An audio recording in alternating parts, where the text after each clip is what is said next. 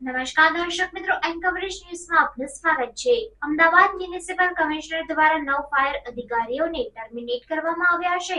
Bogus sponsorship દ્વારા નોકરી મેળવવા અંગેનો વિવાદ લાંબા સમયથી ચાલી આવ્યો હતો, જે મુદ્દે કમિશનર દ્વારા કાર્યવાહી કરવામાં આવી હોવાની માહિતી આપતા સ્ટેન્ડિંગ કમિટી ચેરમેન દેવાંગ દાણીએ શું જણાવ્યું, આવો સાંભળીએ.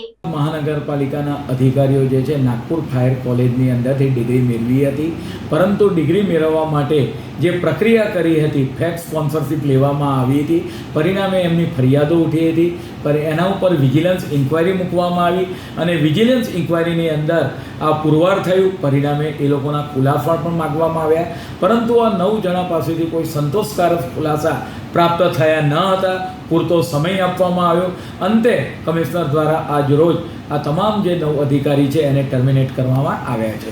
સર, જે જગ્યાઓ ખાલી પડી છે, કઈ રીતની કામગીરી કરશે આગામી દિવસોમાં? કારણ કે કોઈ મોટી આગ લાગે, હોનારત થાય તો કઈ રીતની કામગીરી? આવનાર સમયગાળા દરમિયાન અમે એની એડવર્ટાઇઝ પેપરની અંદર પણ આપી હતી. 53 જેટલી અરજીઓ આવી હતી, પરંતુ 51 જેટલા ડિસ્ક્વોલિફાય થયા હતા. આવનાર સમયગાળા દરમિયાન કાલે જ સ્ટેન્ડિંગ કમિટીમાં એક તાકીદના કામ તરીકે જે આરઆર છે એને ચેન્જ કરી આવનાર સમયમાં નવી ભરતી, નવા અધિકારીઓની મહાનગरपालिका भर्ती करवा માટે જઈ રહી છે. खबरों के लिए चैनल को सब्सक्राइब कीजिए। खबरों का नोटिफिकेशन पाने के लिए बेल आइकॉन को जरूर दबाएं।